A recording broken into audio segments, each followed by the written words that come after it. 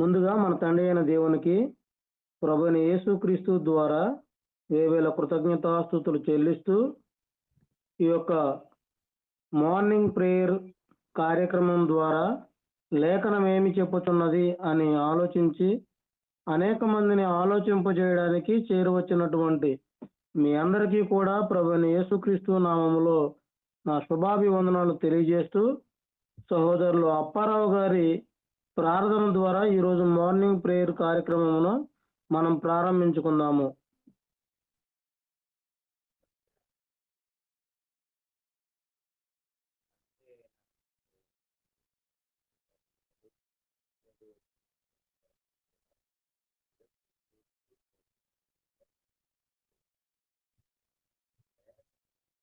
అప్పారావు అన్నయ్య,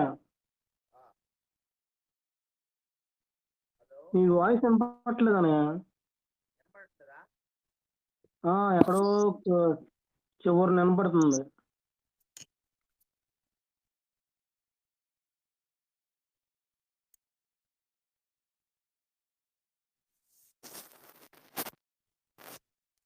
హలో, ఇప్పుడు ఓకే. లేఖనం ఏమి చెప్పుచున్నది అనే కార్యక్రమాన్ని ప్రార్థన ద్వారా ప్రారంభించుకుందాం. ప్రార్థన. పరలోకమందున్న మా తండ్రి, పరిశుద్ధుడు అయిన మా దేవ, మీ ఘనమైన, పరిశుద్ధమైన, విలువైన, శ్రేష్టమైన మీ నామమునకు ఉదయకాలమందున ఆయన స్తుతులు, స్తోత్రములు, కృతజ్ఞతాస్తుతులు చెల్లించుకుంటున్నాం తండ్రి.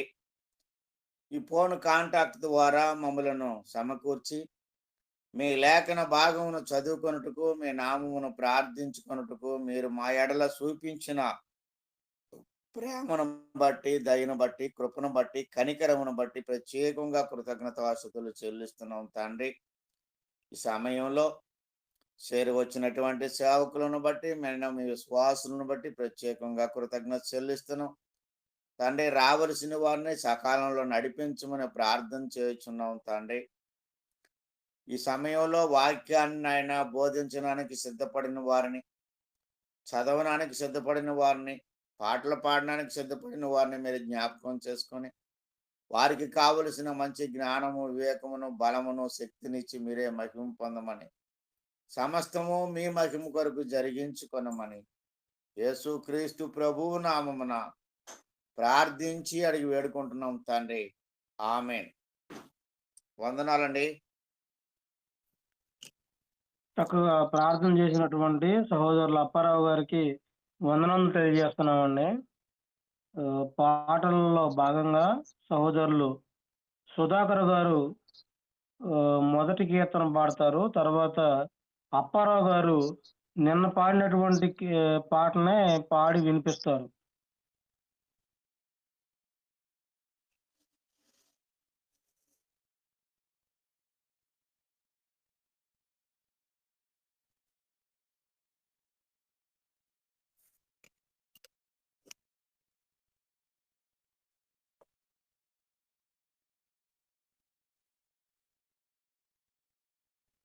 సుధాకర్ గారు ఉన్నారండి? డ్యూటీకి ఏమైనా వెళ్తున్నారా డాడీ? ఉన్నానండి. వాయిస్ వినపడుతుందా లేదని అడుగుతున్నా. ఓకే వినపడుతుంది. ఓకే.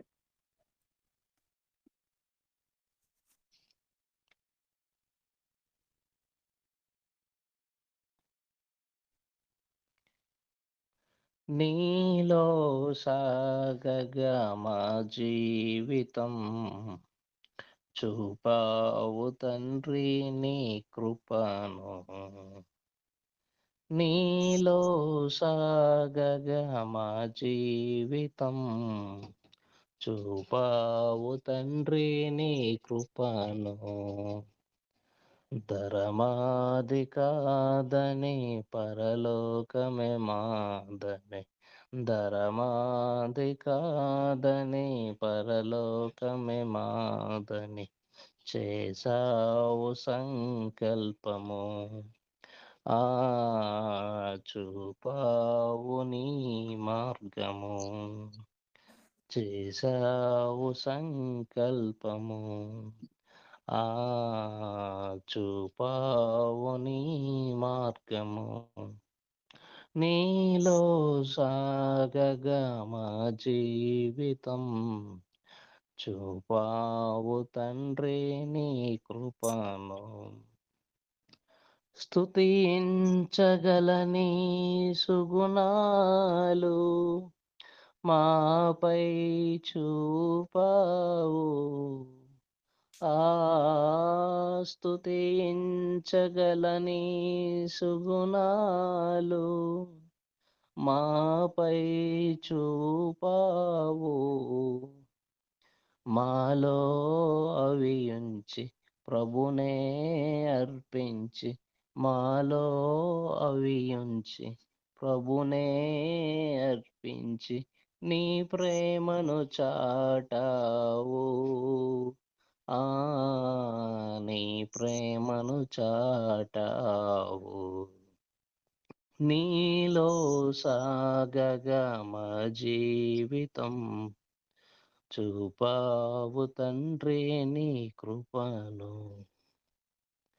స్తుతించగల మా ప్రభు యేసు మాకు మాదిరి అయి నిలిచాడు స్తుతించగల మా ప్రభు యేసు మాకు మాదిరి నిలిచాడు నీ ప్రేమ చాటాడు నేత్రాన చూపాడు నీ ప్రేమ చాటాడు నేత్రాన చూపాడు ప్రాణమునే ఇచ్చాడు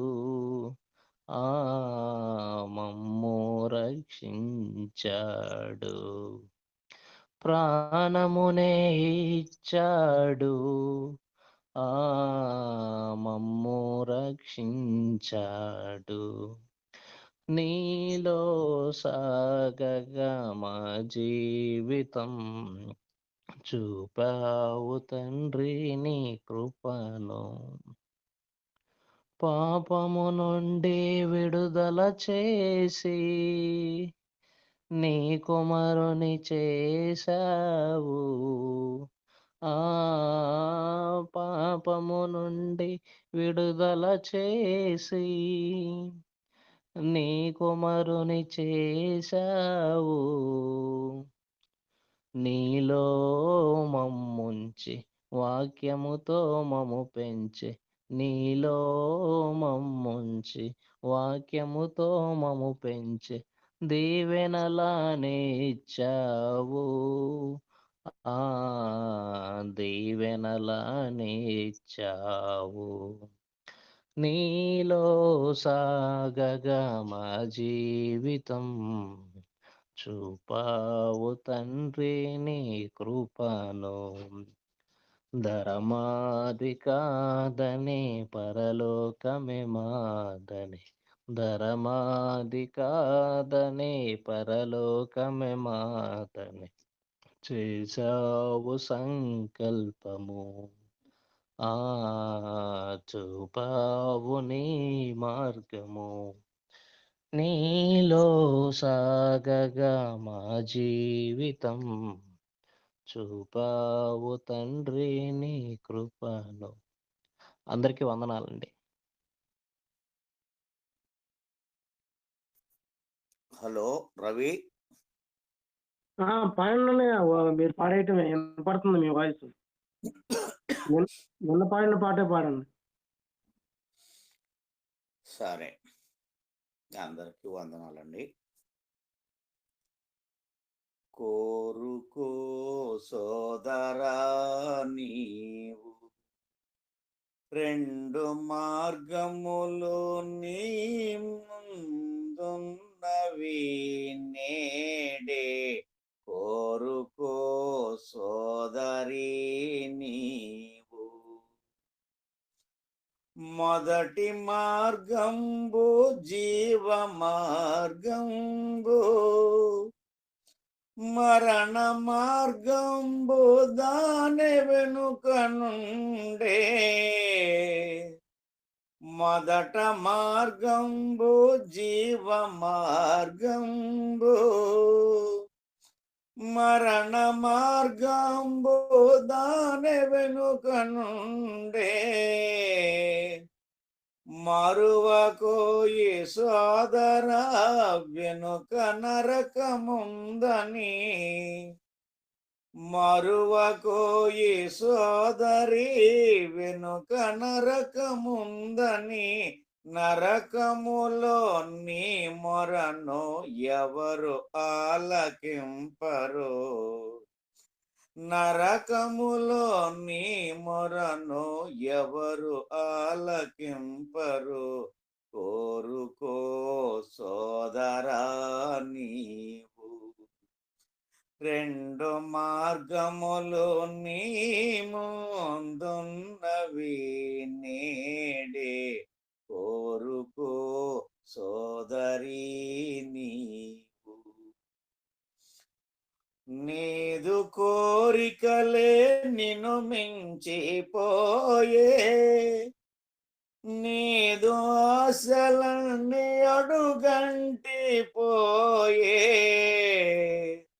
నీదు కోరికలే నిన్ను మించిపోయే నీదు ఆశలన్నీ అడుగంటి పోయే నీదు బ్రతుకు శూన్యము నీదు బాట మరణము నీదు బ్రతుకు శూన్యము నీదు బాట మరణము నిక్కముగా నీ బ్రతుకు నిందల పాలవునులే నిక్కముగా నీ బ్రతుకు నిందల పాలవునులే కోరుకో సోదరా నీవు రెండు మార్గములో నీ ముందున్నవి నేడే కోరుకో సోదరి నీవు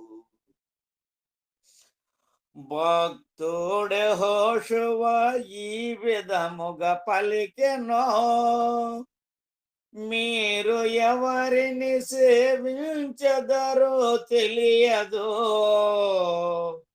భక్తుడే హోషువ ఈ విధముగా పలికెనో మీరు ఎవరిని సేవించదరో తెలియదు నేను నా ఇంటి వారు యెహోవాను సేవింతుము నేను నా ఇంటి వారు యెహోవాను సేవింతుము ఆనాడే పలికినది నేడే నీకు సోదర ఆనాడే పలికినది నేడే నీకు సోదరి సోదరా కోరుకో సోదరా నీవు రెండు మార్గములు నీ ముందున్నవి నేడే కోరుకో సోదరి నీవు భక్తుడేలియా ఈ విధముగా పలికెనో రెండు అభిప్రాయములు మీకు వద్దని భక్తుడేలియా ఈ విధముగా పలికెనో రెండు అభిప్రాయములు మీకు వద్దని భక్తులంతా నడచిరి జీవ మార్గంబున భక్తులంతా నడచిరి జీవ మార్గంబున బాధలేమి లేవచ్చట బలే ఆనందము బాధలేమి లేవచ్చట బలే ఆనందము కోరుకో సోదరా నీవు రెండు మార్గములో నీ ముందున్నవి నేడే కోరుకో సోదరి నీవు భక్తుడేలియా భక్తుడు ఇర్మియా ఈ విధముగా పలికెను, రెండు అభిప్రాయములు మీకు వద్దని. భక్తుడు ఇర్మియా ఈ విధముగా పలికెను, మార్గ మధ్యమందున నిలిచి చూడుడి, ఏది మంచి మార్గమో ఎరిగి తెలుసుకొమ్మని. ఏది మంచి మార్గమో ఎరిగి తెలుసుకొమ్మని. ఏల తడవ చేసెదవు ఇప్పుడే కోరుకోవయ్యా, ఏల తడవ చేసెదవు ఇప్పుడే కోరుకో అమ్మా, కోరుకో సోదరా నీవు. రెండు మార్గములో నీ ముందున్నవి నేడే కోరుకో సోదరి నీవు. వందనాలండి. నేను పట్టుకున్న ఈ పాటల పుస్తకంలో ఈ చివర వచనం, భక్తుడు ఇర్మియా అనే వచనం లేదు. అది నాకు జ్ఞాపకం ఉన్నదని పాడాను. మరలా ఈ పాటలో కూడా కొన్ని ఒడిదుడుకులు వచ్చాయి. రవి, నువ్వు యూట్యూబ్లో పెడతావేమో, కాస్త జాగ్రత్తగా ఉంటాను. ఇప్పటి వరకు పాటలు పాడి వినిపించినటువంటి సహోదరులు ఇరువురికి కూడా వందనములు తెలియజేస్తున్నామండి.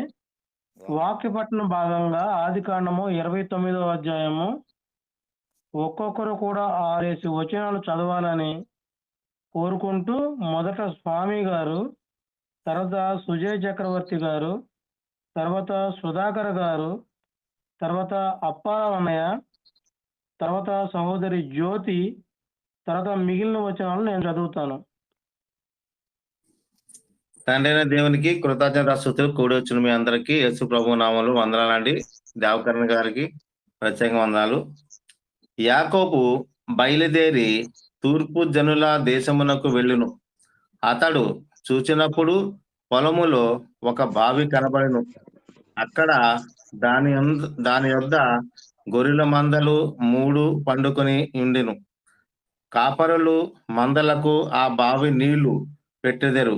ఒక పెద్ద రాయి ఆ బావి మీద మూత వేసి ఉండెను. అక్కడికి మందలన్నీ కూడి వచ్చినప్పుడు బావి మీద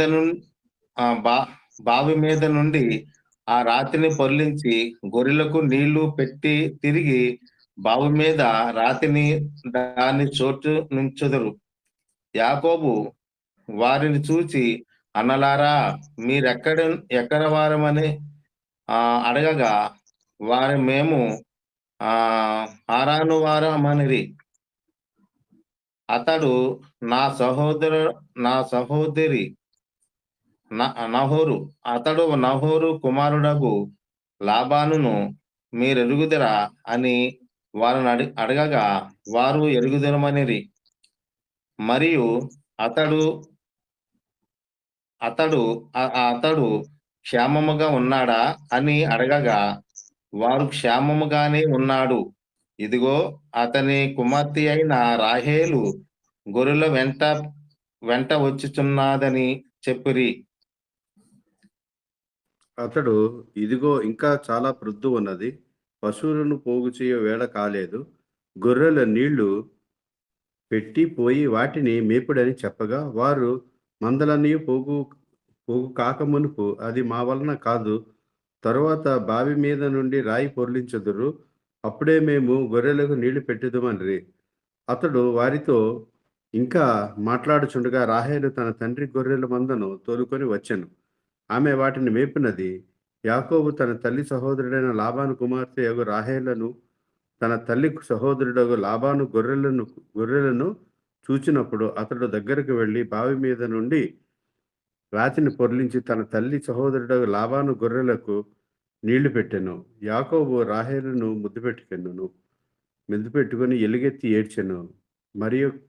మరియు యాకోబు తాను ఆమె తండ్రి బంధువుడనియు రిబ్కా కుమారుడనియు రాహేలుతో చెప్పినప్పుడు ఆమె పరిగెత్తిపోయి తన తండ్రితో చెప్పెను. లాబాను తన సహోదరి కుమారుడైన యాకోబు సమాచారం విన్నప్పుడు అతన్ని ఎదుర్కొనుటకు పరిగెత్తుకొని వచ్చి అతన్ని కౌగిలించి ముద్దు పెట్టుకొని తన ఇంటికి తోడుకొని పోయాను. అతడు ఈ సంగతులన్నీ లాబానుతో చెప్పెను. అప్పుడు లాబాను, నిజముగా నీవు నా ఎముకయు నా మాంసమునై ఉన్నావు అనెను. అతడు నెల దినములు అతని యొద్ద నివసించిన తర్వాత లాబాను, నీవు నా బంధువుడవై ఉన్నందున ఊరకయే నాకు కొలువు చేసేదవా? నీకేమి జీతము కావాలనో చెప్పుమని యాకోబును అడిగెను. లాబానికి 2 కుమార్తెలుండిరి. వారిలో పెద్దదాని పేరు లేయా, చిన్నదాని పేరు రాహేలు. లేయ జబ్బు కండ్లు గలది. రాహేలు రూపవతియు సుందరులై ఉండెను. యాకోబు రాహేలును ప్రేమించి, నీ చిన్న కుమార్తె అయిన రాహేలు కోసము నీకు 7 సంవత్సరములు కొలువు చేసేదను అనెను. అందుకు లాబాను, ఆమెను అన్యునికి ఇచ్చుట కంటే నీకిచ్చుట మేలు, నా యొద్ద ఉండమని చెప్పగా, యాకోబు రాహేలు కోసము 7 సంవత్సరములు కొలువు చేసెను. అయినను అతడు ఆమెను ప్రేమించుట వలన అవి అతనికి కొద్ది దినములుగా తోచెను. తర్వాత యాకోబు, నా దినములు సంపూర్ణమైనవి గనుక నేను నా భార్య యొద్దకు పోవునట్లు ఆమెను నాకు ఇమ్మని లాబాను అడుగగా, లాబాను ఆ స్థలములోనున్న మనుషులందరినీ పోగు చేసి విందు చేయించి రాత్రి వేళ తన కుమార్తె అయిన లేయాను అతని యొద్దకు తీసుకొని పోగా, యాకోబు ఆమెను కూడెను. మరియు లాబాను దాసి అయిన జిల్పాను తన కుమార్తె అయిన లేయాకు దాసిగా ఇచ్చెను. ఉదయమందు ఆమెను లేయా అని ఎరిగి అతడు లాబానుతో, నీవు నాకు చేసిన పని ఏమిటి? రాహేలు కోసమే కదా నీకు కొలువు చేసి తిని, ఎందుకు నన్ను మోసపుచ్చితివనెను. అందుకు లాబాను, పెద్దదానికంటే ముందుగా చిన్నదాన్నిచ్చుట మా దేశ మర్యాద కాదు. ఈమె యొక్క వారము సంపూర్ణము చేయుము.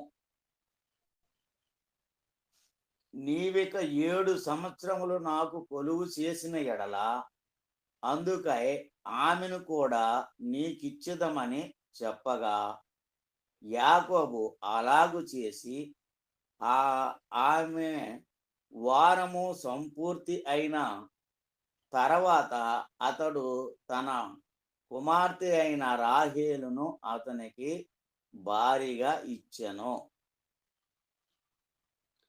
మరియు లాబాను తన దాసియకు బిల్హాను తన కుమార్తె అయిన రాహేలుకు దాసిగా ఇచ్చెను. యాకోబు రాహేలును కూడెను. మరియు అతడు లేయా కంటే రాహేలును బహుగా ప్రేమించి అతనికి మరి 7 ఏండ్లు కొలువు చేసెను. లేయా ద్వేషింపబడుట యెహోవా చూచి ఆమె గర్భము తెరిచెను. రాహేలు గొడ్రలై ఉండెను. లేయా గర్భవతి అయి కుమారుని కని, యెహోవా నా శ్రమ చూసి ఉన్నాడు గనుక నా పెనిమిటి నన్ను ప్రేమించును గదా అనుకొని అతనికి రూబేను అని పేరు పెట్టెను. ఆమె మరలా గర్భవతి అయి కుమారుని కని, నేను ద్వేషింపబడితేనన్న సంగతి యెహోవా విన్నాడు కనుక ఇతన్ని కూడా నాకు దయచేసను అనుకుని అతనికి షిమ్యోను అని పేరు పెట్టెను. ఆమె మరలా గర్భవతి అయి కుమారుని కని, తుదకు ఈసారి నా పెనిమిటి నాతో హత్తుకుని ఉండును, అతనికి 3 కుమారులను కంటిననుకునేను. అందుచేత అతనికి లేవి అని పేరు పెట్టెను. ఆమె మరలా గర్భవతి అయి కుమారుని కని, ఈసారి యెహోవాను స్తుతించదననుకుని యూదా అని పేరు పెట్టెను. అప్పుడు ఆమెకు కానుపు ఊడిగెను. 3 సంవత్సరములు 3 నెలలు 3 రోజులు 3 దినములు 3 రాత్రులు 3 పగలు 3 రాత్రులు 3 పగలు 3 నెలలు 3 సంవత్సరములు 3 సంవత్సరములు 3 నెలలు 3 ఇప్పటి వరకు 29వ అధ్యాయమును చక్కగా చదివి వినిపించినటువంటి సహోదరులందరికీ కూడా ప్రభువైన యేసుక్రీస్తు నామములో వందనములు తెలియజేస్తూ, సహోదరులు ఇరీషా గారిని సంక్షిప్తముగా ఈ యొక్క అధ్యాయమును వివరించి తదుపరి దేవకరణ గారి యొక్క మెసేజ్ కొరకు ప్రార్థన చేయవలసిందిగా ప్రేమతో ఆహ్వానిస్తున్నాము. మంచిదండి. ప్రియమైనటువంటి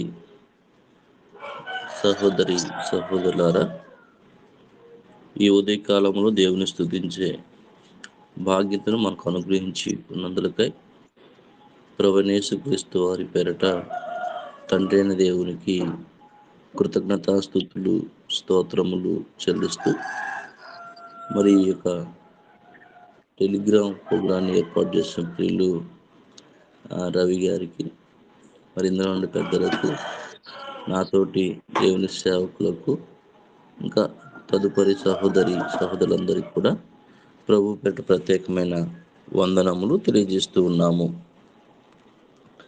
గమనించండి, ఈ 29వ అధ్యాయాన్ని మనం 2 భాగాలుగా విడగొట్టి చదువుకున్నట్లయితే గుర్తుపెట్టుకోవడానికి, అర్థం చేసుకోవడానికి అవకాశం ఉంటుంది అని భావిస్తూ ఉన్నాము. మొదటిగా 1వ వచనం నుండి 13వ వచనం వరకు యాకోబు తన ప్రయాణాన్ని ముగించుట.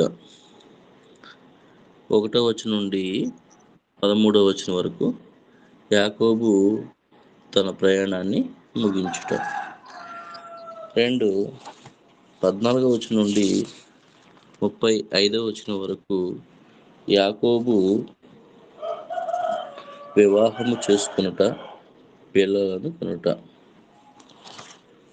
14వ వచనం నుండి 35వ వచనం వరకు యాకోబు పెండిండ్లు చేసుకునుట, పిల్లలను కనుట. ఈ 2 భాగాలు మనం చూస్తూ ఉన్నాం. మొదటి భాగంలో 1వ వచనం నుండి 13 వరకు యాకోబు బెర్షెబా నుండి హారానుకు బయలుదేరాడు, హారాను చేరుకున్నాడు. హారాను చేరుకున్నటువంటి తను ఊరు బయట ఉన్నాడు.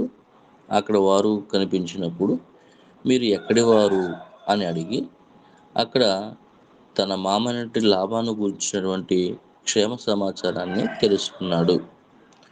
ఆ సమయంలో రాహేలు పరిచయం అయ్యనున్నది. రాహేలును చూడగానే అతడు పరిగెత్తుకుని ఆమెను కౌగిలించుకొని ముద్దు పెట్టుకొని పెద్దగా ఏడ్చాడు. ఇలాగున రాహేలుతో పరిచయం అవటం జరిగింది. రాహేలు వెళ్ళి తన తండ్రికి తెలియచేయటం జరిగింది. 14వ వచనం నుండి మనం చూస్తున్నప్పుడు ఇప్పుడు లాబాను కూడా పరిగెత్తుకుంటూ వచ్చి యాకోబును కౌగిలించుకొని ముద్దు పెట్టుకొని తను అంటున్న మాట ఏంటంటే, నిజముగా నీవు నా ఎముక, నా మాంసం అయి ఉన్నావు అని చెప్పి సంతోషించి తన ఇంటికి చేర్చుకున్నటువంటి ఆ సందర్భాన్ని చూస్తున్నాం. అలాగా తన ఇంటిలో 30 రోజులు గడిపేశాడు. 30 రోజులు గడిచిన తర్వాత తను అంటున్నాడు, మామగారు నీ ఊరికే నా వద్ద కొలువు చేయటం ఎందుకు, నువ్వు జీతం కోరుకు నేను ఇస్తాను అన్నాడు.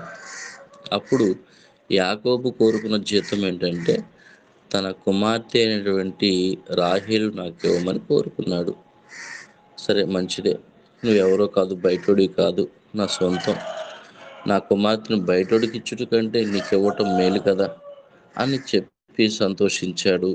7 సంవత్సరాలు గడిచిపోయింది. ఆ 7 సంవత్సరాలు కూడా యాకోబుకి ఎలా ఉందంటే అది కొద్ది దినాలుగానే అనిపించింది. కారణం ఏంటంటే తను ఇష్టపడి చేస్తూ ఉన్నాడు రాహేలు కోసమై. ఓకే, ఇలాగా 7 సంవత్సరాలు గడిచిపోయింది. మామగారిని అడిగాడు, మామయ్య నాకు 7 సంవత్సరాలు సంపూర్తి అయ్యాయి, మరి నాకు వివాహం చేయమని. అప్పుడు మామగారు చేసిన క్రమం ఏంటంటే రాత్రిపూట లేయాను తన దగ్గరకు పంపించాడు. లేయా జబ్బు కలదని, రాహేలు చక్కగా సౌందర్యవతి అని చెప్పబడుతూ ఉన్నది. అయితే రాత్రిపూట లేయాని పంపించినప్పుడు లేయాని కలుసుకున్నాడు. తెల్లవారిన తర్వాత చూసినప్పుడు ఆమె లేయా అని అర్థమైంది. మామయ్యను గట్టిగా మాట్లాడాడు. మామయ్య ఏంటి, నన్ను మోసం చేసేవేంటి అని మాట్లాడుతూ ఉంటే ఆయన అంటున్నాడు, అయ్యా ఈ దేశం మర్యాద ఇది. పెద్దవారికి వివాహం చేయకుండా చిన్నవారికి వివాహం చేయటము మర్యాద కాదు అని చెప్పేసి సమాధానం చెప్పి, సరే నీకు ఒకవేళ ఆమె కావాలనుకుంటే నీవు ఆమె కోసం మరొక వారము లేదా 7 సంవత్సరాలు కొలువు చేయమని చెప్తాడు. ప్రజెంట్ ఈమెతో కలిసి ఉండమని చెప్పినప్పుడు ఆ వారము సంపూర్తి చేశాడు. అలాగే 7 సంవత్సరాలు కొలువు చేశాడు. తదుపరి రాహేలును కూడా వివాహము చేసుకున్నాడు. యాకోబు మనసులో లేయ కంటే రాహేల్ అంటే చాలా ప్రియంగా ఉంది. కాబట్టి దేవుడు అది గమనించాడు. రాహేలును ప్రేమిస్తున్నాడు, లేయను ప్రేమించట్లేదు.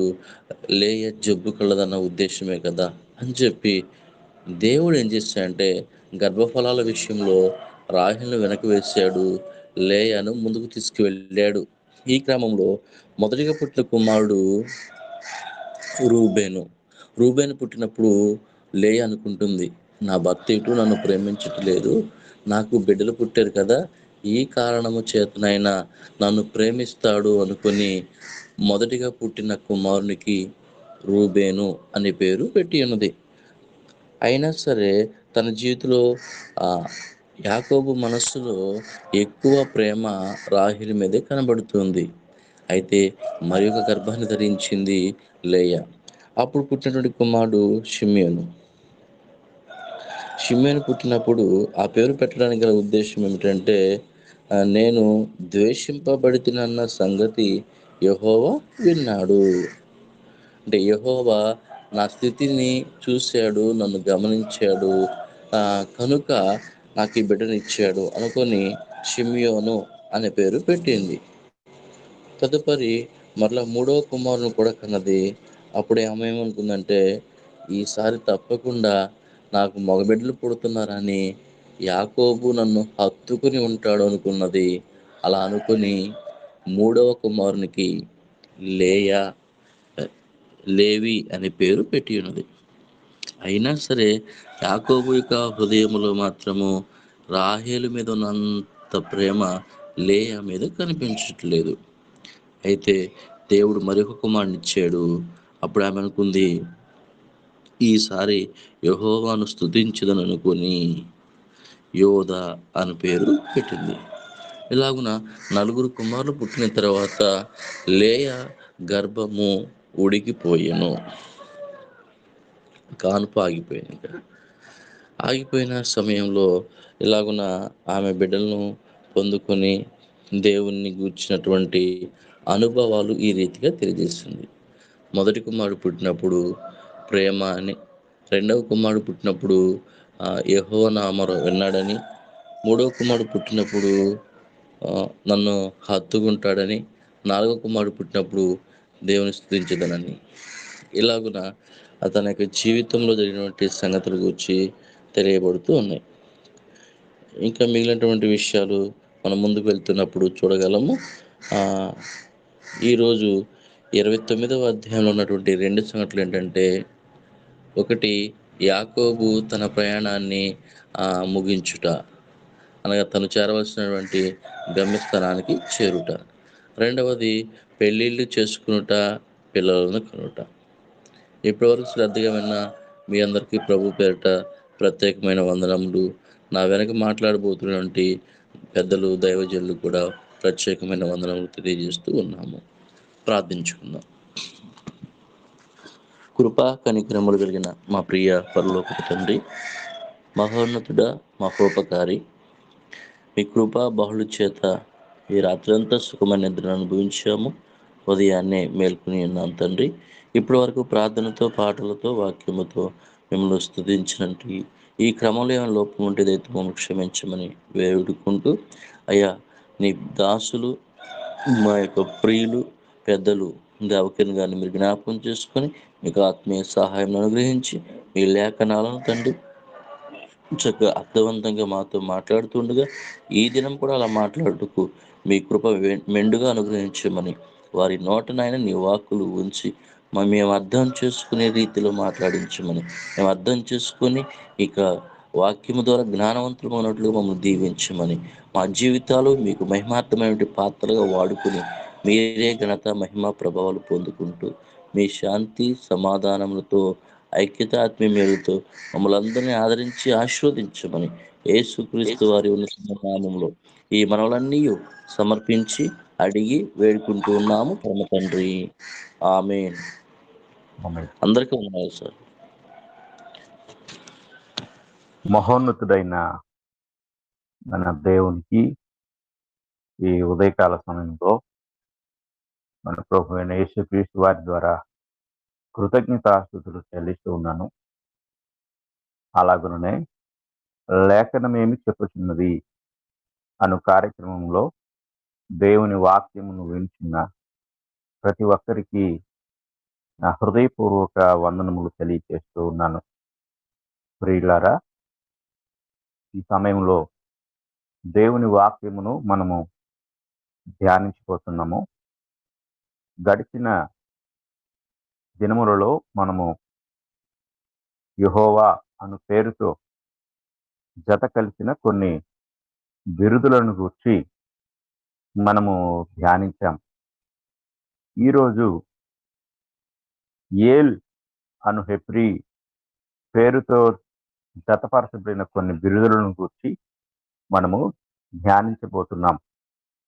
బైబిల్ గ్రంథంలో పాత నిబంధనలో హెబ్రీ భాషలో కొన్ని సందర్భాలలో కొందరు వ్యక్తులు దేవునికి కొన్ని బిరుదులు ఇచ్చారు. ఆ బిరుదులు హెబ్రీ భాషలో ఏ విధంగా పిలువబడ్డాయో ఆ యొక్క వరుస క్రమంలో ఒక్కొక్క ఆ బిరుదును కూర్చి ఆ సందర్భమును కూర్చి మనము ధ్యానిస్తూ వచ్చాం. ప్రతి పదానికి ముందు యెహోవా యెహోవా అనే మాటతో 9 పేర్లను మనము ధ్యానించాం. ఈరోజు హెబ్రీ భాషలో మరొక పదం, దేవునికి ఉపయోగించబడిన మరొక పదము ఏల్ అను పేరుతో కొన్ని పదాలు ఉపయోగించబడ్డాయి. వాటిని ఈరోజు మనము ధ్యానించబోతున్నాం. మొదటిగా ఏల్ ఎలియోన్ అనే పదాన్ని మనము ధ్యానిద్దాం. ఏల్ ఎలియోన్ అనే హెబ్రీ పేరు ఇంగ్లీష్ భాషలో ఇంగ్లీషు పండితులు తర్జుమా చేసినప్పుడు ద మోస్ట్ హై గాడ్ అని తర్జుమా చేశారు. The most high God. ఇక్కడ ఈ ద మోస్ట్ హై గాడ్ అనే మాటను తెలుగు పండితులు తెలుగు బైబిల్లోనికి సర్వోన్నతుడు దేవుడు అని తర్జుమా చేశారు. ఇక్కడ ఏల్ అనే హెబ్రీ మాటకు దేవుడు అనే అర్థం. ఇది మనము గుర్తుంచుకోవాలి. ఎందుకంటే అదే పేరుతో ఇంకా కొన్ని బిరుదులు రాబోతున్నాయి. కనుక మనం ఏల్ అని చెప్పిన ప్రతిసారి కూడా అది దేవుడు అనే అర్థం ఇస్తుందనేది మనం ఆ పేరుని గురించి గ్రహించాలి. ఏల్ అనే హెబ్రీ మాటకు దేవుడు అనే అర్థం. ఇందులో రెండో మాట ఉంది, ఎలియోన్. ఎలియోన్ అనే హెబ్రీ మాటకు సర్వోన్నతుడు అని తెలుగు పండితులు తర్జుమా చేశారు. ఇక తెలుగులో ఇంతకంటే గొప్ప మాట దొరకలేదు. కానీ ఇంగ్లీష్లో కొన్ని వెర్షన్స్ ఆయన యొక్క అంటే ఎలియోన్ అనే మాట యొక్క పరిపూర్ణత్వాన్ని తర్జుమా చేయుటకు వారు కొన్ని ఇంగ్లీషు మాటలను ఉపయోగించారు. ఆ మాటలు తెలుగు మాటల కంటే గొప్పగా ఉంటాయి. అందులో ఒక మాట మోస్ట్ హై గాడ్ అనే మాట ఉపయోగించారు. Most high God. ఇంకొకరైతే హైయెస్ట్ గాడ్ అని ఇంకొక వెర్షన్ తర్జుమా చేసింది. ఇంకొక వెర్షన్ లో అప్పర్ మోస్ట్ గాడ్ అని తర్జుమా చేశారు. ఇంకా మరొక వెర్షన్ లో అయితే ద సుప్రీం గాడ్ అని తర్జుమా చేశారు. అంటే ఒక్కొక్కరు ఆ ఇంగ్లీష్ భాషలో ఎన్ని ఉన్నతమైన పదాలు, అంటే ఈ ఎలియోన్ అనే మాటను ఎంత ఉన్నతంగా వారి భాషలో చెప్పొచ్చో అలా చెప్పడానికి ప్రయత్నించారు. కానీ తెలుగులో సర్వోన్నతుడగు దేవుడు అనే పేరు మాత్రమే మనకి మన భాషలో కనిపిస్తుంది. ఇక అంతకంటే ఇక ఉన్నతంగా దేవుని చూపించే పదాలేమి దొరకలేదు. కనుక ఒకే ఒక మాట సర్వోన్నతుడు అని తెలుగు బైబిల్లో మనకి కనపడుతుంది. ఈ మాటను మనము గమనించినట్లయితే బైబిల్ గ్రంథంలో చూసినట్లయితే ఆది కాండంలో ఈ మాట మనకి కనపడుతుంది. 14వ అధ్యాయం, ఆది కాండము 14వ అధ్యాయము 18వ వచనాన్ని మనం చదువుకున్నాం. మరియు షాలేము రాజైన మెల్కీసెదకు రొట్టెను ద్రాక్షారసమును తీసుకొని వచ్చెను. అతడు సర్వోన్నతుడగు దేవునికి యాజకుడు అని తెలుగు బైబిల్లో ఉంటే అక్కడ ఇంగ్లీష్లో ఈ విధంగా కనపడుతుంది. And he was the priest of the most high God అని ఇంగ్లీష్లో రాశారు. ఈ కింగ్ జేమ్స్ వర్షన్ లో, న్యూ కింగ్ జేమ్స్ వర్షన్ రచయితలు ద మోస్ట్ హై గాడ్ అనే మాటను అక్కడ వ్రాయటం జరిగింది. కనుక మనం ఈ మాటలు జాగ్రత్తగా పరిశీలించినట్లయితే సందర్భాన్ని మనం అర్థం చేసుకున్నప్పుడు ఈ సందర్భంలో దేవుని యొక్క గొప్పతనాన్ని వివరించుటకు మోషే గారు ప్రయత్నిస్తూ ఏల్ ఎలియోన్ అనే హెబ్రీ మాటను ఉపయోగించారు. ఈ ఏల్ ఎలియోన్ అనే మాట దేవుని యొక్క సర్వోన్నతను, ఆయన హైనెస్. ఎందుకంటే ఎంత ప్రయత్నించినా కూడా ఉన్నతుడు, సర్వోన్నతుడు అనే పదాలు తప్ప తెలుగులో ఆయన యొక్క ఉన్నతత్వాన్ని లేక సర్వోన్నతమైన స్థితిని చెప్పుటకు మాటలు లేవు. ఇంగ్లీష్లో ఆయన సుప్రీం గాడ్ అని పిలిచారు. మనకు తెలుసు, మన న్యాయస్థానాల్లో అత్యున్నత న్యాయస్థానం అని, సర్వోన్నత న్యాయస్థానం అని సుప్రీం కోర్టుని మనము పిలుస్తూ ఉంటాం. చాలాసార్లు అలాగ పిలువబడుతూ ఉంటుంది సర్వోన్నత న్యాయస్థానము, అత్యున్నత న్యాయస్థానం తెలుగులో. కాబట్టి సుప్రీం గాడ్, ఆయన సుప్రీం గాడ్ అని చెప్పుటకు బైబిల్ కొన్ని సందర్భాలు తెలియజేస్తుంది. ఆ యొక్క సర్వోన్నత లేక ఆ ఉన్నతమైన స్థితి ఆయన ఎలా కలిగి ఉన్నాడు అనే విషయాలు మనం ఆలోచించినప్పుడు కొన్ని విషయాలు మనము దేవుని వాక్యము నుండి ధ్యానిద్దాం. ద్వితీయోపదేశ కాండము 32వ అధ్యాయం, ద్వితీయోపదేశ కాండము 32వ అధ్యాయము 8వ వచనంలో అక్కడ ఈ మాట మనకి కనపడుతుంది. 32వ అధ్యాయము 8వ వచనం, మహోన్నతుడు జనములకు వారి స్వాస్థ్యములను విభాగించినప్పుడు, నరజాతులను ప్రత్యేకించినప్పుడు ఇశ్రాయేలీయుల లెక్కను బట్టి ప్రజలకు సరిహద్దులను నియమించెను అని ఇక్కడ రాయబడింది. కానీ ఇంగ్లీష్లో వెన్ ద మోస్ట్ హై అనే మాట ఉపయోగించబడింది. When the most high divided to the nations their inheritance అనే మాట అక్కడ ఇంగ్లీష్ భాషలో రాయబడింది. కానీ ఇక్కడ మనం జాగ్రత్తగా పరిశీలించినట్లయితే సర్వోన్నతుడు అనే మాటకి అక్కడ అంటే ద్వితీయోపదేశకాండం 32:8 ఏల్ ఎలియోన్ అనే మాట అక్కడ హెబ్రీ భాషలో కనపడుతూ ఉంటుంది. జాగ్రత్తగా మనం గమనించాలి. ఇశ్రాయేలీయులకు ఆయన వాగ్దానము చేసిన దేశమును ఆయన విభాగించినప్పుడు తన ప్రజల యొక్క సరిహద్దులను ఏర్పరచటంలో ఆయన మహోన్నతుడిగా ఏల్ ఎలియోన్ గా కీర్తించబడ్డారు. ఇది మనము గ్రహించవలసిన వారమై ఉన్నాం. అలాగే రెండవ సమూయేలు గ్రంథము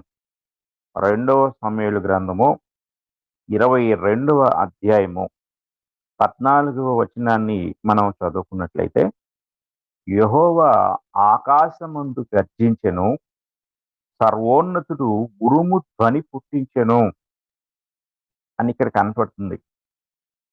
కనుక సర్వోన్నతుడు అనే మాట ఏల్ ఎలియోన్ గా మనకి కనపడుతూ ఉంది. ఈ మాటలు జాగ్రత్తగా మనం ఆలోచన చేసినట్లయితే, ఏల్ ఎలియోన్ సర్వోన్నతుడైన దేవుడు. ఆయన తన యొక్క సర్వోన్నతమైన స్థితిని, ఆ సర్వోన్నతమైన స్థితిలో సార్వభౌమాధికారాన్ని వినియోగించారు. ఆ సార్వభౌమాధికారంతో ఆయన సర్వోన్నతుడిగా కీర్తించబడ్డారు. కొన్నిసార్లు మనుషులు ఇతరులను సుప్రీం అని పిలుస్తూ ఉంటారు. వారి జీవితంలో కొందరిని సుప్రీంగా పెట్టుకుంటూ ఉంటారు. అలాగే కొన్నిసార్లు తమకు తామే సుప్రీంగా భావిస్తూ ఉంటారు. కానీ ఈ సుప్రీం గాడ్ లేక మోస్ట్ హై గాడ్, ఇంకా ఆయనకి మనం పేర్లు భాషతో వర్ణించలేం. అలాంటి ఆ దేవుడు, ఆ సర్వోన్నతుడైన దేవుడు మాత్రమే మానవ జీవితంలో ఆయా కాలాల్లో, యుగముల్లో, తరముల్లో, సృష్టి ఆది నుండి లేక జగత్తు పునాది వేయపడక మునుపు నుండి, కాల నిర్ణయము జరగక మునుపు నుండి కూడా, అనాది కాలము నుండి కూడా ఆయనే సుప్రీం. ఆయన తన సర్వోన్నతమైన స్థితిని ఆయన ఆయా కాలాల్లో మనుషులకు బయలుపరుచుకుంటూ వచ్చారు. ఆయన తన యొక్క సర్వోన్నతను ఏ విధంగా బయలుపరిచారో మనము కొన్ని సందర్భాలను బైబిల్ గ్రంథం నుండి చూద్దాం. దానియేలు గ్రంథం మనం చదువుకున్నట్లయితే, దానియేలు గ్రంథంలో ఆయన తన యొక్క సర్వోన్నతమైన స్థితిని తెలియపరిచిన సందర్భాలు చాలా ఉన్నాయి. కొన్ని చూద్దాం. దానియేలు గ్రంథం 3వ అధ్యాయం 15వ వచనాన్ని మనం చదువుకుందాం. దానియేలు గ్రంథం 3వ అధ్యాయం 15వ వచనంలో అక్కడ నెబుకద్నెజరు షడ్రకు, మేషక్, అబేద్నెగోలతో, నేనే సుప్రీంని, ఇక నాకంటే పైవాడు ఎవడు లేడు, నా యొక్క సర్వోన్నతని మీరు అంగీకరించి తీరాల్సిందే, నా రాజ్యం అంతా అంగీకరించింది అని చెప్పి వారిని బెదిరిస్తూ హెచ్చరిస్తూ ఉన్నాడు. చదువుకుందాం ఈ వచనమును. బాకాను, పెళ్ళంగ్రోవిని, పెద్ద వీణెను, సింఫోనియను, విపంచికను, సకల విధములకు వాద్యధునులను మీరు విను సమయంలో సాగిలపడి నేను చేయించిన ప్రతిమకు నమస్కరించుటకు సిద్ధముగా ఉండిన ఎడల సరే, మీరు నమస్కరింపని ఎడల తక్షణమే మండుచున్న వేడిమి గల అగ్నిగుండములో మీరు వేయబడుదురు. నా చేతిలో నుండి మిమ్మును విడిపింపగల దేవుడు ఎక్కడ ఉన్నాడు? ఇక్కడ ఒక మాట కనపడుతుంది. Who is that God that shall deliver you out of my hand. తెలుగులో నా చేతిలో నుండి మిమ్మల్ని విడిపించగల దేవుడు ఎక్కడ ఉన్నాడు అంటే ఇంకా లేడు అని అర్థం. నేనే మోస్ట్ అప్పర్, నేనే సుప్రీం, నాకంటే సుప్రీం ఎవరు లేరు. ఈ మాట నెబుకద్నెజరు వినియోగించాడు. నెబుకద్నెజరు తన హృదయంలో తానే సుప్రీం అనుకుంటున్నాడు. నెబుకద్నెజరు మాత్రమే కాదు, ఈరోజు చాలామంది వారి జీవితాల్లో తమ్మును తాము సుప్రీంగా భావిస్తున్నారు. ఆ దేవునికి ఇవ్వవలసిన స్థానాన్ని అలాగా వారికి వారే అన్వయించుకుంటూ ఉన్నారు. మరికొంతమంది వారికి వారే అన్వయించుకునటం మాత్రమే కాదు, మరికొందరికి అన్వయిస్తూ ఉన్నారు. దేవునికి ఇవ్వవలసిన స్థానమును వారు తమకు తామే అప్లై చేసుకుంటున్నారు, అంటే అన్వయించుకుంటూ ఉన్నారు. కనుక మనము దేవుని యొక్క సర్వోన్నతమైన స్థితిని మనము గ్రహించవలసిన వారమై ఉన్నాం.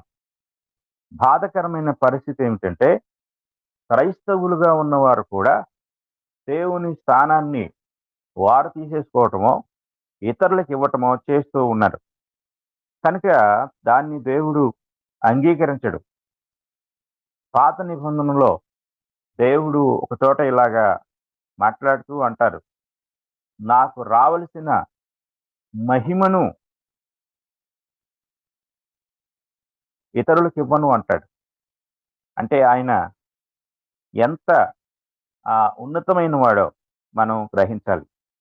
రోమీయులకు రాసిన పత్రిక 1వ అధ్యాయంలో దేవుడు మాట్లాడుతూ ఆయన ఎంతో గట్టిగా, అంటే ఆయన యొక్క మహిమను గూర్చి మాట్లాడుతూ 1వ అధ్యాయం, రోమీయులకు రాసిన పత్రిక 1వ అధ్యాయము మనం చదువుకున్నట్లయితే 21వ వచనంలో ఇలాగా పౌలు గారు తెలియజేస్తూ ఉన్నారు, మరియు వారు దేవుని నెరిగియు ఆయనను దేవునిగా మహిమపరచలేదు, కృతజ్ఞతాస్తుతులు చెల్లింపను లేదు గాని తమ వాదముల యందు వ్యర్థులైరి.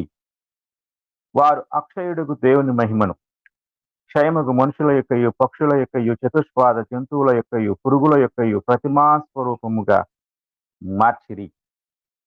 కనుక ఇక్కడ ఈ వచనంలో దేవుడు మాట్లాడుతూ ఆయన్ను దేవునిగా వారు మహింపరచలేదు.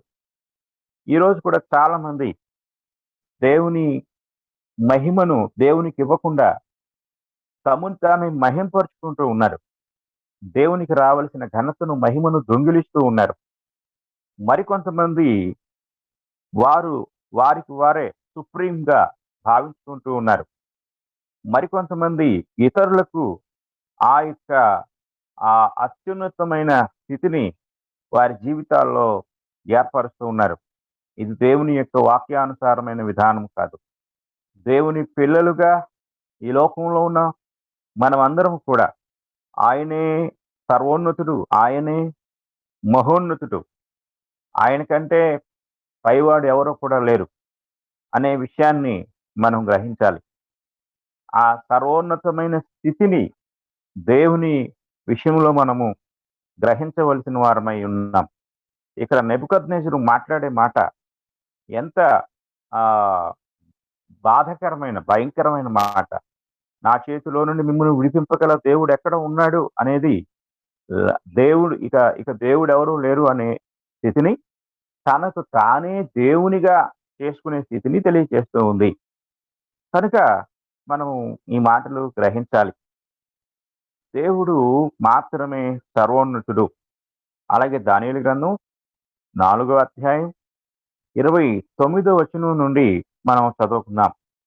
దానియేలు గ్రంథం 4వ అధ్యాయం 29వ వచనంలో నెబుకద్నెజరు ఒకానొక రోజు ఇలాగ తనలో తాను ఆలోచించుకున్న సందర్భాన్ని మనం చదువుకుందాం. 12 నెలలు గడిచిన పిమ్మట అతడు తన రాజధాని యగు బబులోనులోని నగరునందు సంచరించుతుండగా రాజు బబులోనును ఈ మహా విశాల పట్టణము నా బలాధికారమును నా ప్రభావ ఘనతను కనపరచుటకై నా రాజధాని నగరముగా నేను కట్టించినది కాదా అని తనలో తాను అనుకొనెను. రాజు నోట ఈ మాట ఉండగా ఆకాశం నుండి ఒక శబ్దము వచ్చెను.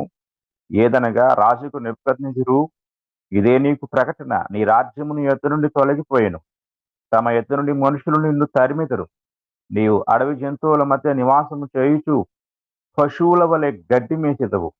సర్వోన్నతుడకు దేవుడు ఎలియోన్ మానవుల రాజ్యం పైన అధికారి అయ్యుండి దానెవనికి దాని అనుగ్రహింప నిశ్చయించునో వానికి అనుగ్రహించునని నీవు తెలుసుకున్న వరకు 7 కాలములో నీకిలాగు జరుగునని చెప్పెను. ఆ గడియలోనే అలాగున నెబుకద్నెజరునికి సంభవించెను. మానవుల్లో నుండి అతని తరిమిరి, అతడు పశువుల వలె గడ్డి మేసెను. ఆకాశపు మంచు అతని దేహమును తడుపుగా, అతని తల వెంట్రుకలు పక్షిరాజు రెక్కల ఈకెల వంటియు, అతని గోళ్ళు పక్షుల గోళ్ల వంటివియు ఆయను. ఆ కాలము గడిచిన పిమ్మట నెబుకద్నెజరును నేను మరలా మానవ బుద్ధి గలవాడనై నా కండ్లు ఆకాశం తట్టు ఎత్తి చిరంజీవియు సర్వోన్నతుడునకు దేవుని ఎలియోన్ స్తోత్రము చేసి ఘనపరిచి స్తుతించితిని. ఆయన ఆధిపత్యము చిరకాలము వరకు, ఆయన రాజ్యము తరతరములకు ఉన్నవి. భూనివాసులందరూ ఆయన దృష్టికి ఎన్నికకు రానివారు. ఆయన పరలోక సేన ఎడలను భూనివాసుల ఎడలను తన చిత్తము చొప్పున జరిగించువాడు. ఆయన చేయి పట్టుకుని నీవేమి చేయుచున్నావని ఆయనతో చెప్పుటకు ఎవడును సమర్థుడు కాడు. ఎందుకంటే ఆయనే supreme God, the most high God. ఆయనే సర్వోన్నతుడకు దేవుడు. ప్రియులారా, ఈ మాటలు వింటూ ఉండగా నీ జీవితంలో ఆ సర్వోన్నతను ఎవరికి ఇస్తున్నావు? ఒకవేళ ఆ సర్వోన్నతను, ఆ యొక్క సుప్రీంనెస్ ను నువ్వు ఎవరికి ఇస్తున్నావు? మనుషులకి ఇస్తున్నావా? నీ ఉద్యోగానికి ఇస్తున్నావా? నీ వ్యాపారానికి ఇస్తున్నావా? నీవు కూడబట్టిన ధనానికి ఇస్తున్నావా? లేక నీతో ఉన్న నీ సహచరులకు ఇస్తున్నావా? ఎవరు నీ జీవితంలో సుప్రీం? ఎవరు సర్వోన్నతమైన స్థానంలో ఉన్నారు? నీ హృదయంలో సర్వోన్నతమైన స్థానం ఎవరికి ఇచ్చావు? ఒక్కసారి పరిశీలించు. మనము పరిశీలించుకుందాము. ఒకవేళ తెలియకుండానే దేవుని స్థానాన్ని, ఆ సర్వోన్నతమైన స్థానాన్ని ఎవరికైనా ఇచ్చావేమో, అది క్షమించరాని పాపం. ఇక్కడ నెబుకద్నెజరు ఆయన తీసేసుకున్నాడు. ఆ యొక్క సూపర్మసీని, ఆ సర్వోన్నతను ఆయన తీసేసుకున్నాడు, తనకు తాను ఆపాదించుకున్నాడు. నాకంటే సుప్రీం ఎవరు లేరు అనుకున్నాడు. నాకంటే సుప్రీం ఎవరు ఉన్నారు అని షడ్రకు, మెషకు, అబేద్నెగోలను ఆయన ప్రశ్నించాడు, హెచ్చరించాడు. అలా హెచ్చరించడంలో వారిని భయపడటం మాత్రమే కాదు, తనకు తానుగా ఎలియోన్గా చెప్పుకున్నాడు. కనుక ఆ ఎలియోన్ మన జీవితాల్లో ఆయన మాత్రమే. ఆయనే మన సృష్టికర్త, మనల్ని పోషించువాడు, సంరక్షించువాడు, ఆదరించువాడు. కనుక ఎలియోన్ ఆ దేవాతి దేవుడు. నీ హృదయంలో ఎలియోన్గా, సర్వోన్నతుడైన దేవుడినిగా దేవుని నీవు అంగీకరించు. అలా అంగీకరించకపోతే నీ జీవితాన్ని ఎవరో ఏల్తారు. నీ జీవితంలో సర్వోన్నతమైన స్థితి పాపము ఆక్రమించుకుంటుంది, అపవాది ఆక్రమించుకుంటాడు, లోకము ఆక్రమించుకుంటుంది. నీ జీవితంలో దేవుడు లేని వ్యక్తిగా నువ్వు మిగిలిపోతావు. ఆ లోకము, పాపము, సాతాను నీ జీవితాన్ని పతనమైన స్థితిలోనికి దిగజారుస్తుంది. నీ జీవితము పతనమైపోతుంది. ఎవరైతే నా జీవితంలో మోస్ట్ హై అనుకున్నావో వాళ్ళు ఒకరోజు నీ జీవితం నుండి వేరైపోతారు, నిన్ను విడిచిపోతారు. నీవు ఆఖరికి మోసగించబడిన స్థితిలోనికి వెళ్ళిపోతావు. కనుక ఈ మాటలు వింటూ ఉండగా నిన్ను సృష్టించిన నీ సృష్టికర్త నీ పాపముల కొరకు తన ప్రియకుమారుని ఎలియోన్గా ఈ లోకమునకు పంపి ఉన్నాడు. మత్తయి సువార్త 28వ అధ్యాయంలో ఈ మాటలు మనకి కనపడుతూ ఉంటాయి. మత్తయి సువార్త 28వ అధ్యాయం అనగా అది చివరి అధ్యాయం. ఆ అధ్యాయంలో మన ప్రభు అయిన యేసుక్రీస్తు వారు పరలోకమునకు ఆరోహణమై వెళ్తూ పునరుత్థానుడిగా ఆయన పునరుత్థాన శక్తిని ప్రదర్శించి తన శిష్యులకు చెప్తున్న చివరి మాటలు ఇక్కడ మనం చదువుకుందాం. అయితే యేసు వారి ఎదుకు వచ్చి పరలోకమందును భూమి మీదను నాకు సర్వాధికారము ఇవ్వబడి ఉన్నది. ఆయన చెప్తున్నాడు సర్వాధికారము. ఆ ఇంగ్లీష్ లో ఈ మాట ఇలా ఉంటుంది, all power is given unto me in heaven and in earth. పరలోకమందును భూమి మీదను నాకు సర్వాధికారం ఇవ్వబడి ఉన్నది. కనుక ఆయన సర్వాధికారం కలిగిన వాడు, సర్వోన్నతమైన వాడు, సర్వోన్నతుడైన మహాదేవుడు యేసుక్రీస్తు వారికి తన సూపర్మసీని అనుగ్రహించారు. పరలోకమందును భూమి మీదను సర్వాధికారం కలిగిన సర్వోన్నతునిగా ప్రభు అయిన యేసుక్రీస్తు వారు నీ కొరకు నా కొరకు ఈ లోకానికి పంపబడి ఆయన తన ప్రాణము పెట్టినంతగా మనల్ని ప్రేమించారు. కనుక యేసు ప్రభు చేసిన త్యాగమును బట్టి నీ హృదయంలో ఆయనే సుప్రీం, ఆయనే రాజులకు రాజుగా, ఏలికగా నువ్వు ఆయన్ను అంగీకరించినట్లయితే ఆయన అనుగ్రహించే రక్షణ నీవు పొందుకుంటావు. అటువంటి కృపను ప్రతి ఒక్కరూ సద్వినియోగం చేసుకోవాలని నేను కోరుకుంటున్నాను. నేను ఈ మాటను కూర్చున్న వివరణ ముగిస్తూ ఉండగా ఇంతకు నీ హృదయంలో లేక నీ జీవితంలో నీకు సుప్రీం ఎవరు అని ఒక ప్రశ్న వేసుకొని ఆ స్థానంలో ఎవరున్నా సరే వారిని తొలగించి నీ సృష్టికర్త, నీ ప్రాణ విమోచకుడు, నీ యొక్క రక్షకుడు, నిన్ను సృష్టించినవాడు, నిన్ను పోషిస్తున్నవాడైన దేవుని మాత్రమే సుప్రీంగా నీ హృదయంలో స్వీకరించవలసిందిగా ప్రేమతో తెలియజేస్తూ ఉన్నాను. ఇక రెండవ మాట ఏల్ ఓలాం అనే మాట. ఏల్ ఓలాం అనే మాట హెబ్రీ మాట. ఈ మాటకు ఇంగ్లీష్లో తర్జుమాదారులు everlasting God, the everlasting God అనే మాట తర్జుమా చేశారు. ఇక్కడ ఈ ఎవర్ లాస్టింగ్ గాడ్ అనే మాటకి తెలుగులో ఏమని తర్జుమా చేశారంటే నిత్యుడగు దేవుడు, నిత్య దేవుడు, నిత్యుడగు దేవుడు అని తెలుగు పండితులు తర్జుమా చేశారు. ఈ మాటని మనము ఎక్కడ చూడగలము అంటే ఆది కాండంలో చూడగలం. ఇక్కడ నేను మొదటి మాటలో చెప్పాను ఏల్ అనగా దేవుడు, ఓలాం అను హెబ్రీ మాట ఇంగ్లీష్ భాషలో ఎవర్ లాస్టింగ్ అని న్యూ కింగ్ జేమ్స్ వెర్షన్ తర్జుమా చేసినప్పటికీ కొన్ని తర్జుమాల్లో ఆల్వేస్ అని, ఎవర్ లాస్టింగ్ అని, ఎవర్ మోర్ అని తర్జుమా చేశారు. ఇక అంటే పండితులు ఆ హెబ్రీ భాషలో ఉన్న ఆ భావాన్ని, ఆ శబ్దాన్ని సాధ్యమైనంత వరకు ఇతర భాషలోనికి తర్జుమా చేసినప్పుడు ఆ యొక్క మూలంలో ఉన్న భావాన్ని తెలియచేయటానికి అనేక పదప్రయోగాలు చేయవలసి వచ్చింది. ఎందుకంటే అది మనుషులకు సంబంధించింది కాదు కదా, దేవునికి సంబంధించింది. కాబట్టి దేవుడు ఏ భావాన్ని ఆయన తన యొక్క రచయితల ద్వారా తెలియచేయాలనుకున్నారో దాన్ని సంపూర్ణంగా తెలియచేయుటకు తర్జుమాదారులు వారికి తెలిసిన పాండిత్యం అంతటినీ కూడా వినియోగించారు. కనుక ఈ ఏల్ ఓలాం అనే మాట ఇంగ్లీష్ భాషలో ఇలాగ ఇన్ని పదాలతో వారు వర్ణించడం జరిగింది. ఆది కాండము 21వ అధ్యాయము మనము చదువుకున్నట్లయితే 21వ అధ్యాయంలో ఆది కాండం 21వ అధ్యాయము 33వ వచనంలో మనం ఈ మాట చూడగలం.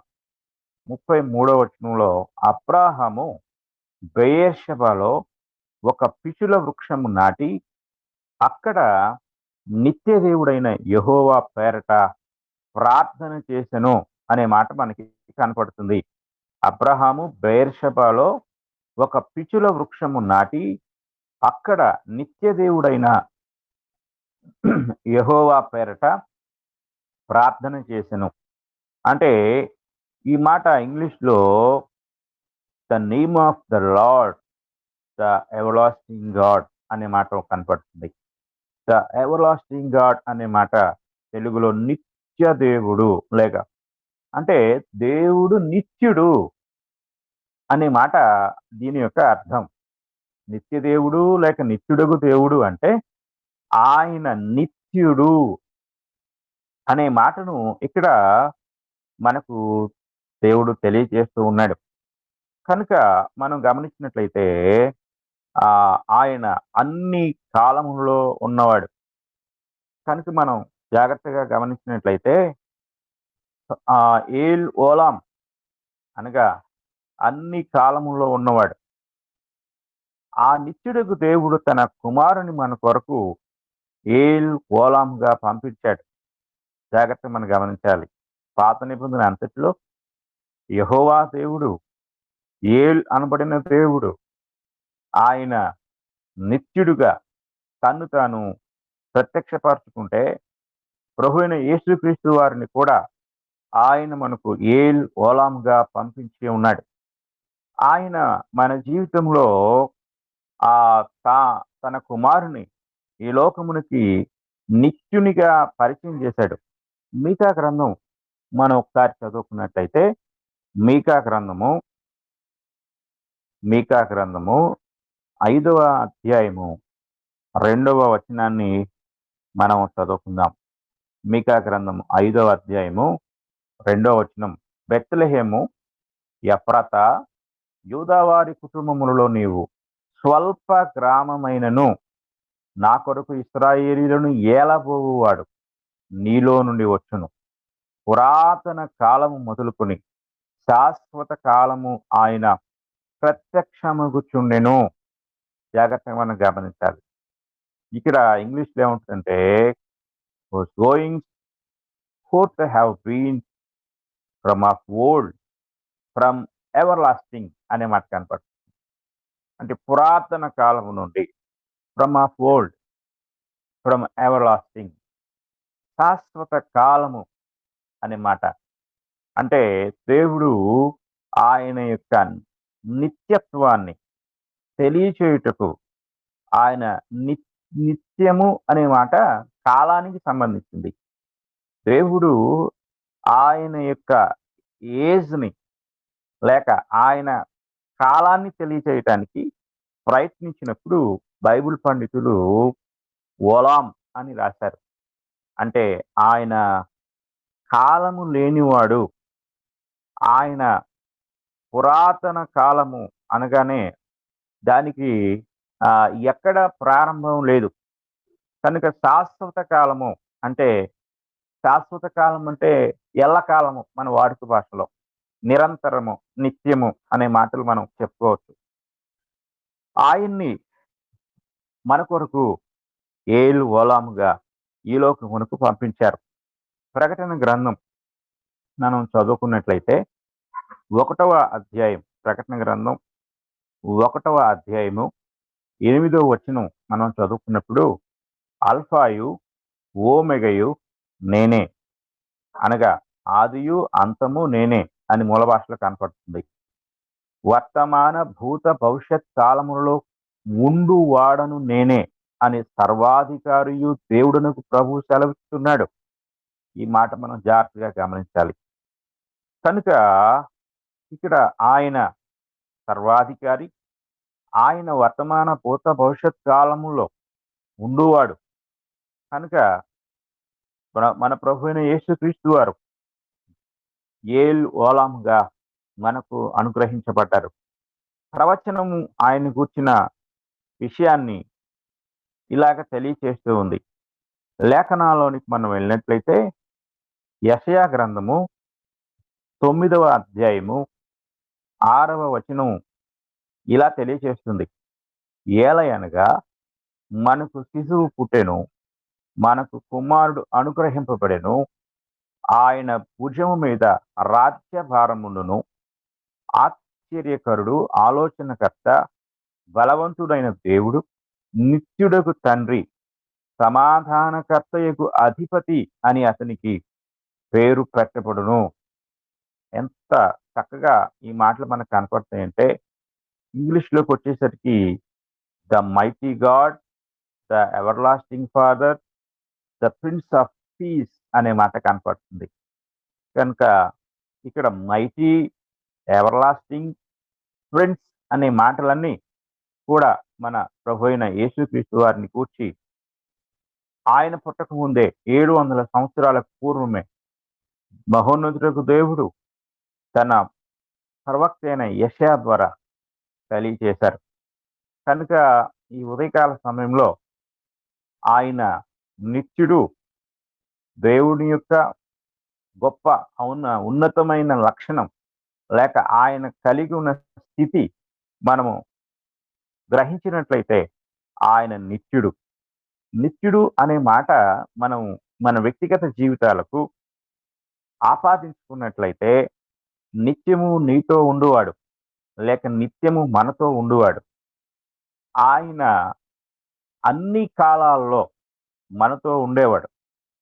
ఈ కాలం ఆ కాలం అని కాదు. కొంతమంది అనుకుంటారు చర్చిలోకి వెళ్ళినప్పుడు మాత్రమే దేవుడు ఉంటాడు అక్కడ అని అనుకుంటూ ఉంటారు. కానీ దేవుడు నిత్యుడు, అనగా ఆయన నిరంతరము ఉండేవాడు. ఆయన నీతో ఉండేవాడు. ఆయన యెహోషువతో మాట్లాడిన మాట ఒకసారి మనం చదువుకుందాం. యెహోషువ గ్రంథము 1వ అధ్యాయం.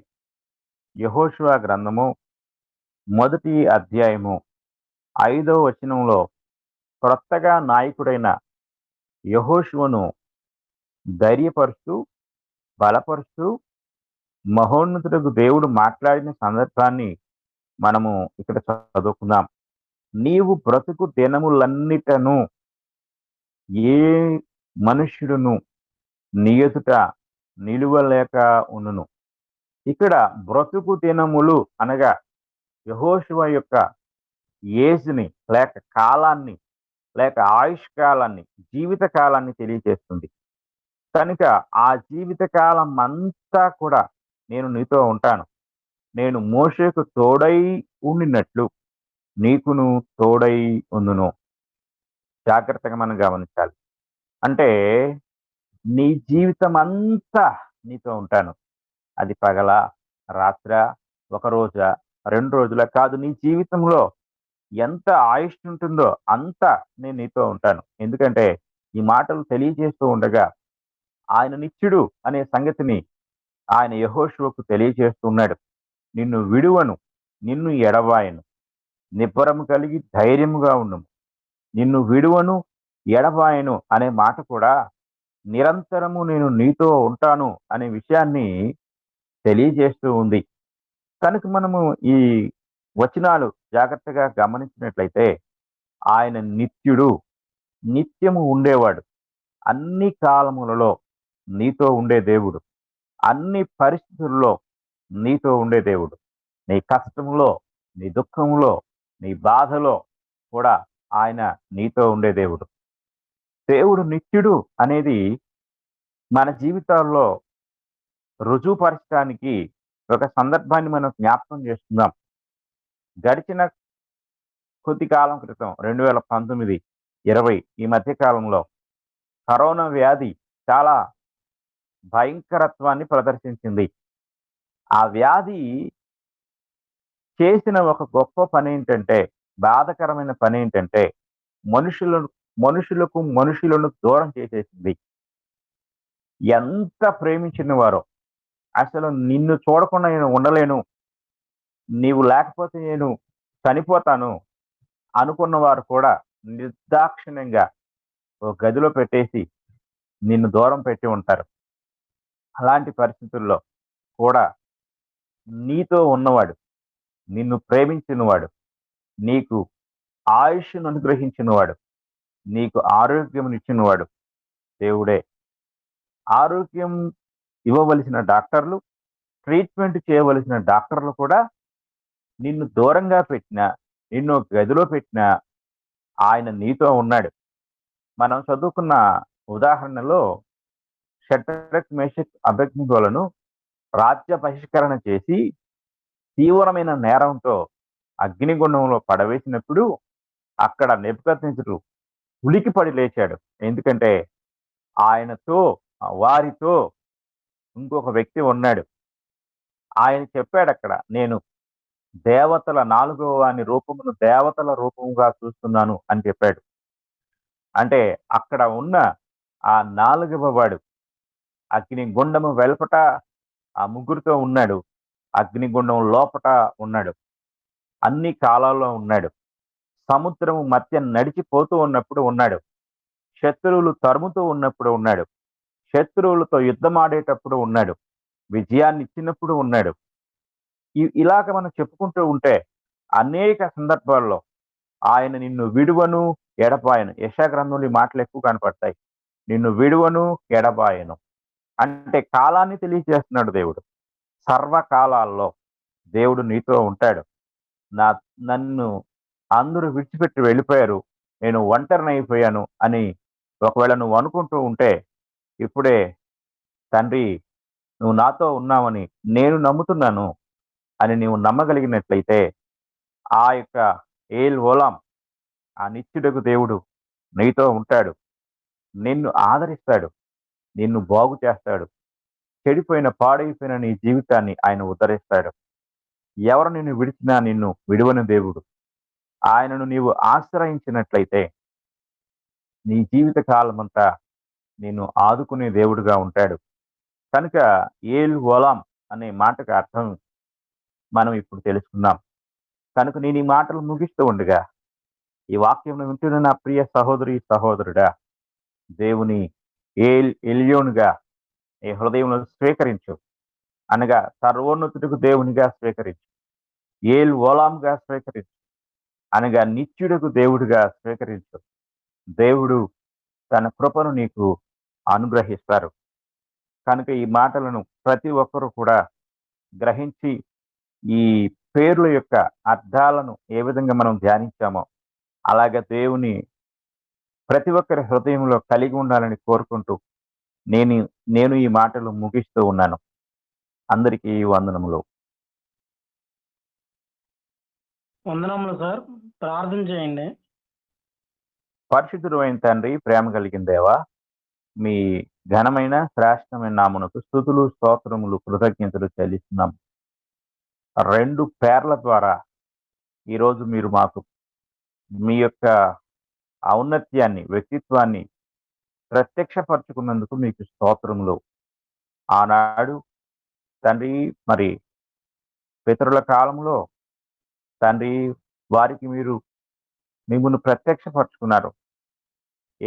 ఎలియోన్గా ఏల్ ఓలాంగా మిమ్మల్ని మీరు ప్రత్యక్షపరచుకున్న విధానం బట్టి మీకు స్తోత్రములు తండ్రి. ఈరోజు మా జీవితాల్లో కూడా మీరే సర్వోన్నతుడిగా, మీరే నిత్యుడకు దేవునిగా తండ్రి మా జీవితాలను ఏలమని మేము కోరుతున్నాము. అలాగే మా జీవితాల్లో అలాంటి భావన కలిగి మిమ్మను సేవించే ఆరాధించే జ్ఞానం మాకు దయచేయండి. మీ కృప అనుగ్రహించండి. మా జీవితం అంతటిలో కూడా మీరే సుప్రీంగా, మీరే ఎవర్లాస్టింగ్ గాడ్గా మేము అంగీకరించే మనసు మాకు అనుగ్రహించండి తండ్రి. మీకు స్తోత్రములు. ఈ సమయంలో మీ మాటలు వింటున్న మా ప్రియులందరిని బట్టి ప్రార్థిస్తున్నాం. వారందరూ కూడా తండ్రి ఏ ఉద్దేశాలు లేక ఏ పేర్లతో మీరు పిలువబడ్డారో ఆ పేర్ల వెనక ఉన్న భావ ప్రకటన ప్రకారముగా తండ్రి మిమ్మల్ని గ్రహించే భాగ్యము దయచేయండి.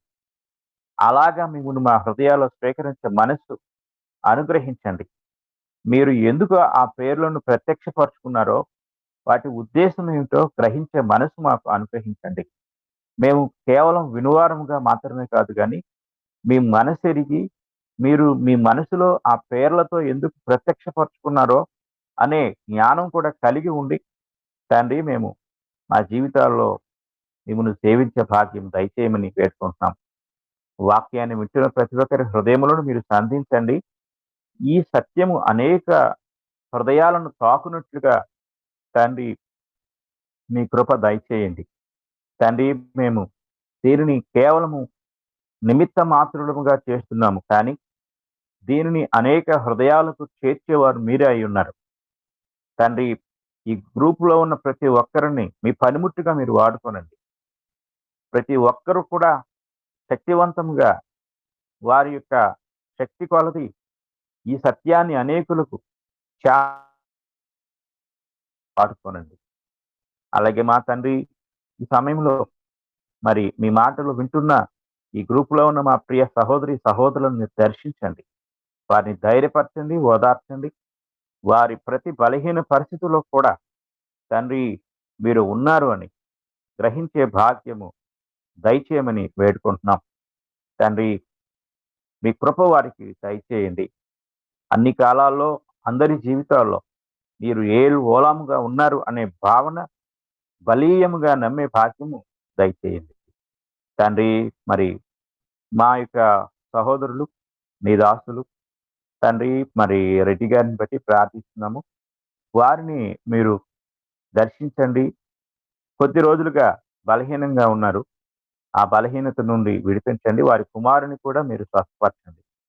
ఇంకా మాకు తెలియకుండా ఈ గ్రూపులో ఎందరూ అలాంటి బలహీనమైన స్థితిలో ఉన్నారో, రోగగ్రస్తులుగా ఉన్నారో, వారిని లేవనెత్తండి, స్వస్థపరచండి. యెహోవా రాఫా అను మీ నామము వారి జీవితాల్లో తండ్రి సార్థకము జరిగించమని వేడుకుంటున్నాం.